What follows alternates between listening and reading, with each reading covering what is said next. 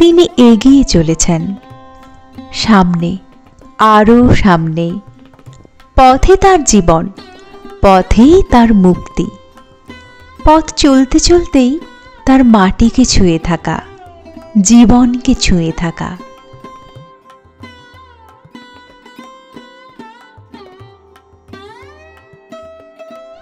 এই যে মৃণালিনী দত্ত মহাবিদ্যাপীঠের গেট পেরিয়ে যে মানুষটা পায়ে পায়ে এগিয়ে গেলেন, তার কাছে এ মহাবিদ্যালয় শুধু এক সারস্বত প্রতিষ্ঠানই নয়, এক বৃহৎ পরিবার। ছাত্রছাত্রীরা তার কাছে এক একটি সতেজ বীজের মতো। তিনি সস্নেহে তাতে ঢেলেছেন সৃষ্টিময় ভালোবাসার জল। সুদীর্ঘ প্রায় 40 বছর এই মহাবিদ্যালয়ের তিনি অধ্যাপক, তিনি সমাজকর্মী, তিনি বঙ্গীয় সাহিত্য পরিষদের প্রাক্তন কোষাধ্যক্ষ ও বর্তমান পুঁথিশালাধ্যক্ষ। তিনি তথ্যসূত্র পত্রিকার সম্পাদক, আবার তিনি গল্পকার, প্রাবন্ধিক। তবে সব পরিচয় ছাপিয়ে বড় হয়ে ওঠে তার কবি সত্তা। তিনি কবি সুব্রত রায়চৌধুরী, ছাত্রছাত্রীদের প্রিয় এসআরসি স্যার, সহকর্মীদের কাছে সুব্রতদা, আর বাবা মা ও দিদিমার কাছে আদরের গৌতম। কবি সুব্রত রায়চৌধুরীর জন্ম 1960 মেদিনীপুরে। নবব্যারাকপুর বুড়ির বাড়ি অঞ্চলে তার বেড়ে ওঠা। গ্রামের পল্লীমঙ্গল প্রাথমিক বিদ্যালয় ও কিশলয় বিদ্যাভবন থেকে প্রাথমিক শিক্ষা এবং নবব্যারাকপুর কলোনি উচ্চ বালক বিদ্যালয় থেকে নিয়েছেন মাধ্যমিক শিক্ষার পাঠ। দমদম মতিঝিল কলেজ থেকে উচ্চ মাধ্যমিক স্নাতক ও যাদবপুর বিশ্ববিদ্যালয় থেকে স্নাতকোত্তর এমফিল ও ওখানেই অধ্যাপক সুনীল কুমার চট্টোপাধ্যায়ের তত্ত্বাবধানে পিএইচডি করেন। গবেষণার বিষয় ছিল বাঙালির সাম্যবাদী আদর্শে দীক্ষা ও গোপাল হালদার। বিএড করেছেন Nababarrackpur Gopalchandra Memorial College of Education বা বিটি কলেজ থেকে। ছাত্রজীবনে মাস্টার বিষয় হিসেবে পেয়েছেন পূর্ণেন্দু বসু, অধ্যাপক Jatindranath Chattopadhyay, doctor Debipada Bhattacharya, doctor Suresh Maitra, doctor Chittaranjan Ghosh, কবি শঙ্খ ঘোষ, কবি আলোকরঞ্জন দাশগুপ্ত, কথাসাহিত্যিক অভ্র রায়, ডক্টর পিনাকেশচন্দ্র সরকার, ডক্টর তপব্রত ঘোষ, ভাষাবিদ পবিত্র সরকারের মতো পণ্ডিত ব্যক্তিদের। এসআরসি স্যার মানে সুব্রত রায়চৌধুরী স্যারকে আমরা ছোটো এসআরসি বলে রাখি আর কি। সুব্রত রায়চৌধুরী স্যার আমাকে নিয়ে কী কী বই দরকার আছে, ছেলেমেয়েরা উপকৃত হবে সে সমস্ত বই লিস্ট করে বই আনানোর ব্যবস্থা করে। দরকার ছিল পত্রপত্রিকা দরকার ছিল, সেগুলো স্যার নিয়েছেন এবং লাইব্রেরিটাকে সমৃদ্ধ করেছে। স্যার দেখতাম প্রত্যেকটা ছেলে মেয়েকে মানে মানে রিফিউজ কোনো ব্যাপার না, মানে লাইব্রেরিতে হোক, করিডোরে হোক, যেখানে স্যার এটা একটু প্রবলেম হচ্ছে, এই পত্রিকাটা এই প্রজেক্টটা করতে পারছি না, আমাকে একটু সাহায্য করবে। সবসময় ওটা উনি দেখিয়ে দিতেন। স্যার আমাকে অনেক সাহায্য করেছে, মানে লাইব্রেরি সাজানোর ব্যাপারে, ইন্ডেক্সিংয়ের ব্যাপারে, ক্যাটালগিং। স্যার একটা ক্যাটালগও তৈরি করেছিল, একটা প্রিন্ট ক্যাটালগ, মানে ওই এমএ বিল্ডিংয়ের জন্য একটা প্রিন্ট ক্যাটালগও তৈরি করবো। আমাকে দেখে শুনে হ্যাঁ খুব ভালো হয়েছে। সেন্ট্রাল লাইব্রেরিতে কোনো স্যারকে প্রতিদিন আমি পাই না পাই, হ্যাঁ, সুব্রত রায়চৌধুরীকে প্রতিদিনই অন্তত 10 মিনিট হলেও এখানে লাইব্রেরিতে প্রতিদিন পাবো। অবাক হই, আমার এখানে লাইব্রেরিতে অন্যান্য টিচাররা ইভেন অনেক মানে সিনিয়র টিচাররা এসে সময় এই বইটা পাই না, কোথায় পাবো বলতো না, আমি ক্যাটালগ সার্চ করে দেখে পড়ে দিই। কিন্তু সুব্রত রায়চৌধুরী স্যারকে আমাকে কোনো বলতে হয়নি সময় এই বইটা দরকার, আমি যে বইটা দরকার সরাসরি স্ট্যাকে গিয়ে বা আলমারিতে গিয়ে সেই বইটা নিজে হাতে বার করে নিয়ে এসে নিজেই দেখি। এবং এরকমও হয়েছে যে এটা আমার অনেক পুরোনো কলেজ তো, এবং এটা প্রথমে বাংলা বিভাগ এবং ইতিহাস বিভাগ এগুলো ছিল আর কি, কমার্স। এবং কোন আলমারিতে কী বই আছে এখনও ওনার প্রায় নখদর্পণ, যেই আলমারিতে আমরা ওই পাচ্ছি না এখন হয়তো টিকাকে দেবো বলবো, সেই বইটা কোথায় পেটারি বলতো এটা মানে ক্যাটালগে ম্যাচ করছে না, বলছি ওখানে দেখো কোন নিচে হোক, সেখানে গিয়ে নিজের লেখা যে সমস্ত বইপত্র এবং তার যে একটা সংকলন, কতগুলো বই, সেই সমস্ত বইগুলো আমরা স্যারের কাছে পেয়েছিলাম। এবং আমাদের যে লাইব্রেরি, সেন্ট্রাল লাইব্রেরির যে একটা ফ্যাকাল্টি পাবলিকেশন একটা আলমারি আছে, সেখানে ওগুলোকে আমরা ডিসপ্লে করে রেখেছি।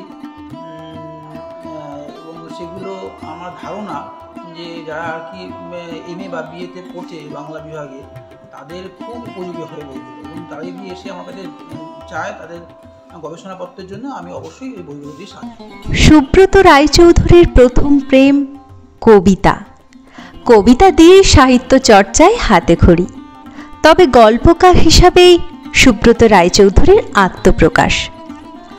বাবা সত্যপ্রকাশ রায়চৌধুরীর থেকে পেয়েছেন উৎসাহ, মা বিশিষ্ট কথা সাহিত্যিক সবিতা রায়চৌধুরীর থেকে পেয়েছেন স্নেহের প্রশ্রয়। 1991-এর ডিসেম্বর মাসে এক শীত সন্ধ্যায় নবব্যারাকপুর বইমেলায় প্রকাশিত হয় প্রথম কাব্যগ্রন্থ কোমল ক্যাকটাস। এরপরে একে একে প্রকাশিত হয় একাকী নির্জনে, বৃষ্টি দিয়ে যা, নীলখাম, মৃত্যু আঁকে পথ সহ মোট 16টি কাব্যগ্রন্থ, 14টি সম্পাদিত গ্রন্থ ও 22টি মৌলিক প্রবন্ধ গ্রন্থ ও একটি গল্প সংগ্রহ সজনে গাছ ও অন্যান্য গল্প। কবিতা পাঠের জন্য আমন্ত্রিত হয়েছেন বিশ্ব বাংলা সাহিত্য উৎসব ও আন্তর্জাতিক কবিতা পাঠের আসরে।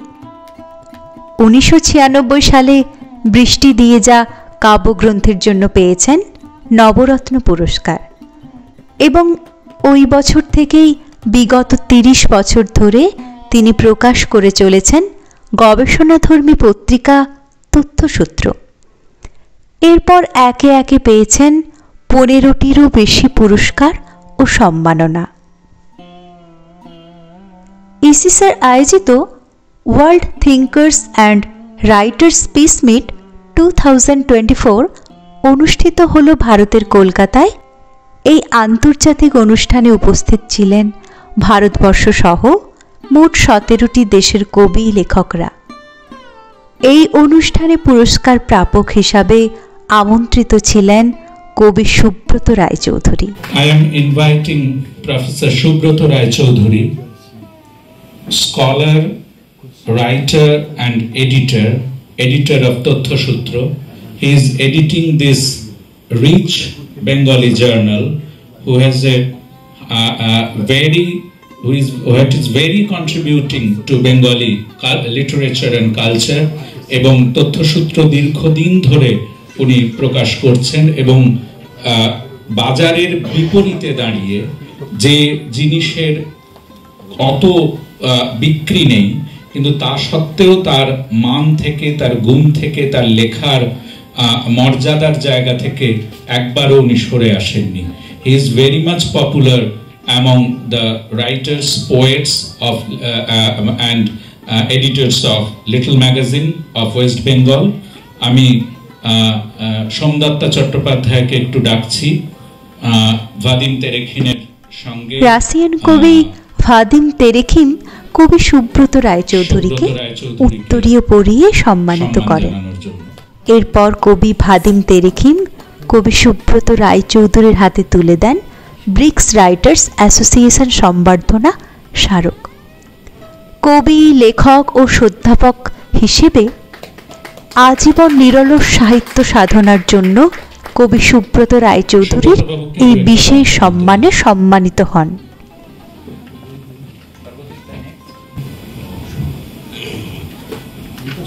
সবাইকে শান্ত শুভেচ্ছা জানাই তথ্যসূত্রের পক্ষ থেকে। তথ্যসূত্র একটি গবেষণাধর্মী প্রবন্ধ পত্রিকা, প্রায় 30 বছর ধরে বেরোচ্ছে। আজকে যারা আয়োজন করেছেন আপনাদের ব্রিক্স এবং ইএসএসআর, এদের দুইজনকে, দুটি কর্তৃপক্ষকে আমরা আমাদের পক্ষ থেকে শুভেচ্ছা অভিনন্দন জানাই। আমাদের কাজ যে সঠিকভাবেই এগিয়ে চলেছে, আজকে আমাদের এই সম্মান প্রাপ্তি সে কথাই মনে করিয়ে দিল। বাংলা সাহিত্য, বাংলা সংস্কৃতিকে নিয়ে আমাদের কাজ, যে জায়গায় আলো পড়ে না, যে জায়গায় নিয়ে মানুষ ভাবনা চিন্তা করছেন খুব কম, সেই জায়গাগুলোকেই আমরা তুলে আনার চেষ্টা করি, যাতে বাঙালি সংস্কৃতির বিলুপ্তপ্রায় জায়গাগুলো আবার নতুন করে মানুষের কাছে পৌঁছে যায়। সবাইকে ধন্যবাদ, সবাই ভালো থাকুন, এইগুলো শেষ করছি। এই অনুষ্ঠানে কবি সুব্রত রায়চৌধুরী ইন্দোনেশিয়ার কবি মীরা গুসফিনাকে উত্তরীয় পরিয়ে সম্মানিত করে তুলে দেন তার হাতে সম্মাননা স্মারক। ইজিপ্টের কবি Ahmed Al Shahawy kiss of my soul poems Ahmed Al Shahawy অনুবাদ কাব্যগ্রন্থটি প্রকাশ করেন কবি সুব্রত রায়চৌধুরী সহ বিশিষ্টজনেরা। কবি সুব্রত রায়চৌধুরীর লেখালেখির উপর গবেষণা করেছেন নিরুপম ব্যানার্জি। সুব্রত রায়চৌধুরীর কবিতা নিয়ে লিখেছেন তরুণ মুখোপাধ্যায় তার একাকী নির্জন কবি সুব্রত রায়চৌধুরী গ্রন্থে। গত 8 সেপ্টেম্বর 2024 কবি ও প্রাবন্ধিক সুব্রত রায়চৌধুরীকে নিবেদিত বৃক্ষপুরুষ সম্মাননা গ্রন্থটি প্রকাশিত হয়েছে এসআরসি ফ্যান ক্লাব ও সৃষ্টি পাবলিকেশনের যৌথ উদ্যোগে।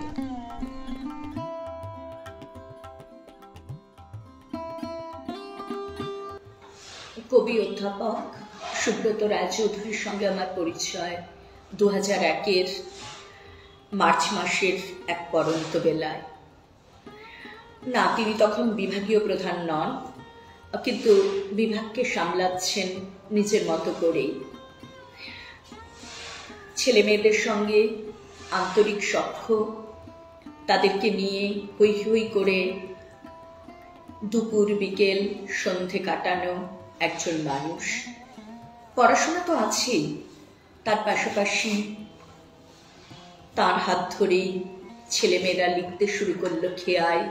খেয়া হয়ে উঠল আমাদের বাংলা বিভাগের ছেলে মেয়েদের নতুন মুখপত্র। তারপর কেটে গেল অনেকগুলো দিন। অধ্যাপক সুব্রত রায়চৌধুরী আমার কাছে কবি হিসেবে অনেক বেশি পরিচিত হতে লাগলেন। দক্ষ স্থপতির মতো সর্বর্থেই সুব্রত রায়চৌধুরী আমার কাছে দেখা দিলেন। 90-এর দশকের কবিদের মধ্যে যেরকম ইন্টেলেক্টের প্রাধান্য, সেখানে সুব্রত দা বলেই সম্বোধন করে থাকি। তার কবিতায় মেধার বদলে হৃদয় অনেক বেশি ধরা দিয়েছে, সেজন্যই বোধহয় তার কবিতা সর্বত্রগামী। বিষণ্ণ সন্ন্যাস গায়ে মেখে সুব্রত দা চলেছেন সেই চলার পথটুকু ধরে।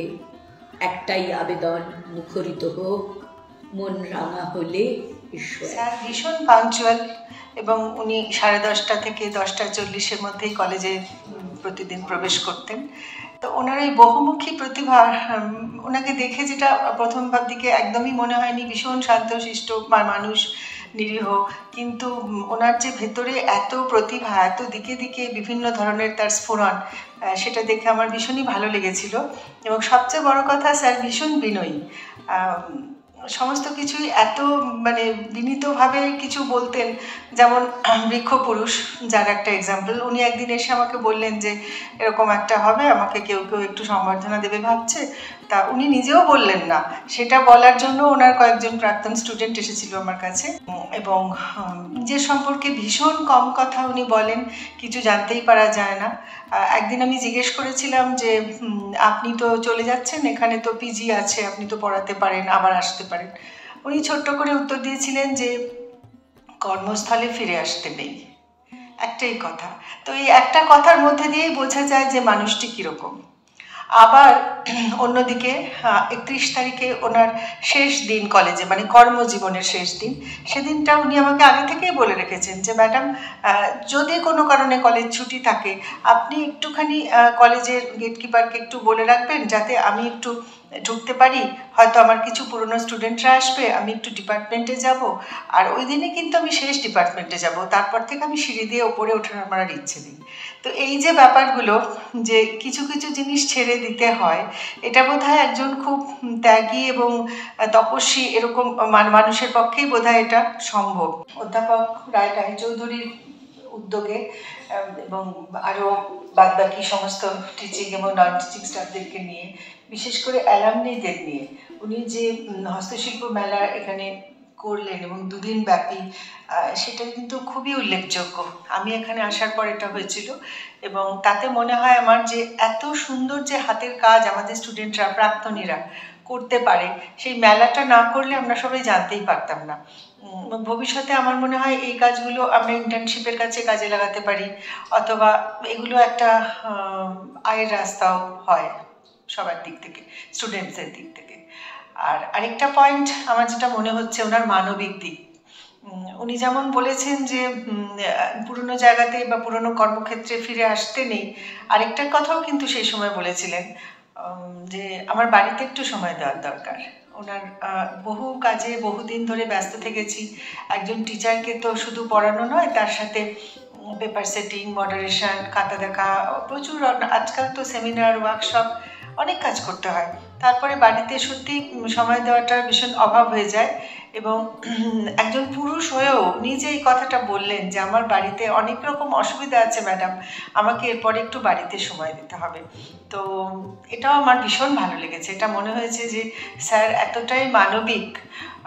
তো সত্যি স্যারকে খুব মিস করব।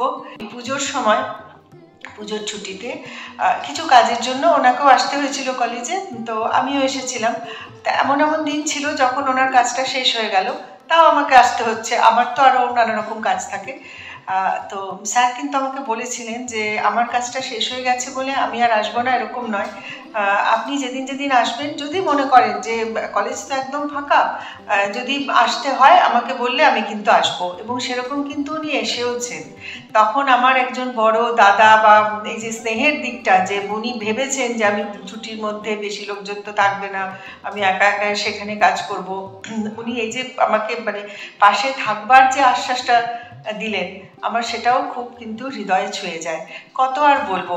তা একটা কথাই বারবার মনে হচ্ছে যে 31 তারিখের পর থেকে, 31শে ডিসেম্বরের পর থেকে প্রতিদিন ওনাকে দেখা যাবে না এই কলেজ চত্বরে। যাই হোক, আপনি স্যার যেখানেই থাকবেন ভালো থাকবেন, সুস্থ থাকবেন।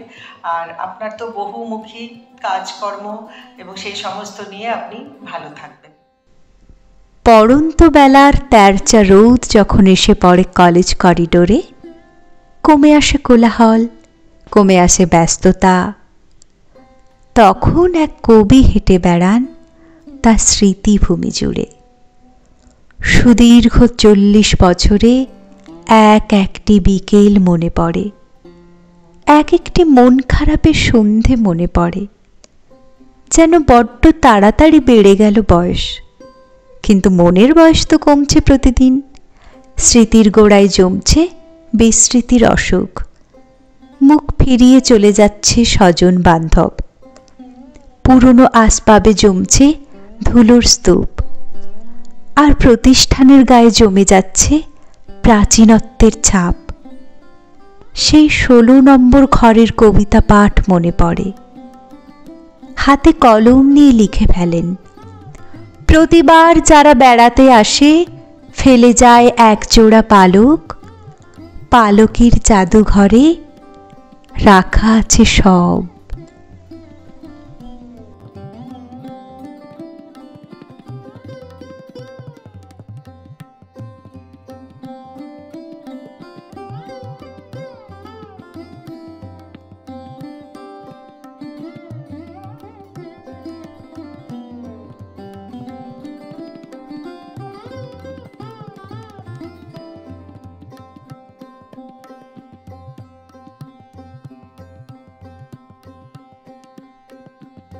ধন্যবাদ।